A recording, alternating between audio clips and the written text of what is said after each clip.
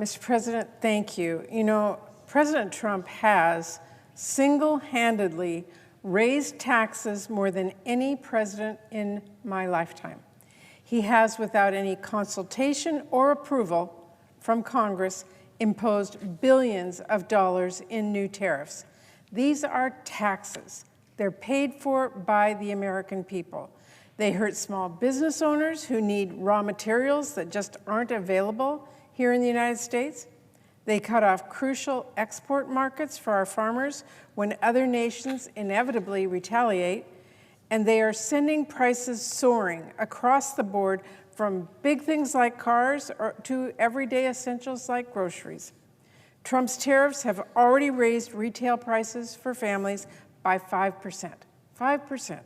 And this year alone, his tariffs are expected to cost American households an average of $1,800. That is staggering. Still, nearly every single Senate Republican has refused to vote with us to end this chaos. I will say it another way. Republicans are refusing to stop President Trump from raising taxes on working families. Now, we all saw Republicans move heaven and earth this year to shovel more tax breaks at billionaires. But you know, when it comes to taxes on working families, well, they're downright eager to force families to pay more every time they go to the supermarket. I'm not going to let this get swept under the rug, especially not when Trump shows us every day that his tariffs are not about any sort of economic strategy or any real emergency. Trump's tariff policy is as strategic as a toddler who plays with a light switch. Last week, we saw Trump raise taxes on Americans. Why? Because he was mad that Canada ran an ad quoting Ronald Reagan. That's about as ridiculous as it gets. My state shares a border with Canada. There are countless families and businesses that span our northern border. People who have built businesses that rely on strong trade relationships, from farmers who send their crops north, to shops that bring in products, to towns that serve tourists and visitors that come down from our neighbors.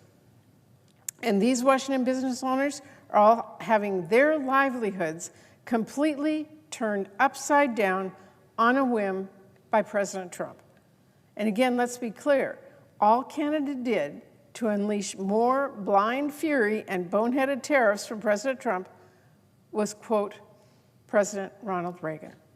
Now, for all the policies I disagree with, Reagan at least had enough sense to understand that we, the American people, are the ones who pay those tariffs. For my colleagues, these are the words that Donald Trump does not want you to hear. This is what Reagan had to say about tariffs verbatim. Quote, "Over the long run, such trade barriers hurt every American worker and consumer." And quote, "Then the worst happens. Markets shrink and collapse. Businesses and industries shut down. Millions of people lose their jobs." But you know what? If Republicans don't want to listen to Reagan this time, well then, how about they start listening to American families and farmers and small businesses back in their own home states? Because as someone who has had countless discussions about tariffs with the people that I represent back home, I have no doubt Republicans' own constituents will tell them firsthand just how painful Trump's trade war has been for them. I have heard from businesses across my home state of Washington who are getting crushed by Trump's tariffs. An Asian grocery store that sells goods you simply have to source from abroad, green tea. Coffee shops that are getting hit, as senators talked about, since most of our country can't grow coffee beans. Clothing stores that tell me they are struggling with higher prices for cotton canvas or zippers or threads or buckles. And then there are farmers across my state and really across the country that are getting boxed out of key markets by these trade wars Trump is starting left and right for no reason. And there are the jobs at our ports that are threatened as every new chaotic tariff Trump decides to tweet out whittles away at imports and exports alike, and it grinds our really busy, bustling ports to an absolute standstill. and that puts thousands of jobs in jeopardy. Foreign imports are now down by a third at the Port of Seattle and Tacoma. A third. The reality of Trump's tariffs is painfully obvious to families and business owners who are bearing the brunt of this ham-fisted trade war. You can't just make it in America when the "it" in question is fruits and vegetables we can't grow at scale here in the United States. You can't just make it in America when even making something here requires parts and raw materials from across the globe. There are just higher prices for working families, tighter margins for our struggling businesses, and even more worry for our families and our businesses who are being pushed to the edge. Families are feeling those price hikes every single day. Small businesses in my state and across the country are facing very difficult decisions right now and trying to decide whether they can even keep their doors open right now.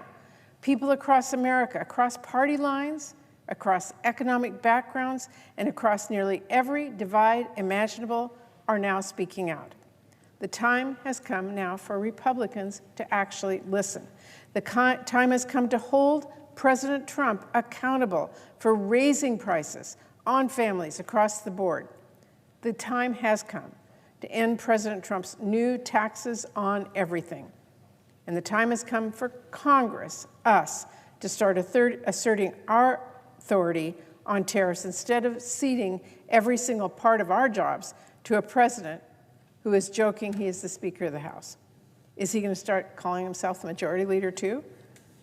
Mr. President, I urge all of my colleagues to join me in voting for this resolution so we can start rolling back Trump's taxes on Americans and take some pressure off our families and small businesses in the states that we are all here to represent. Thank you, Mr. President. I yield the floor.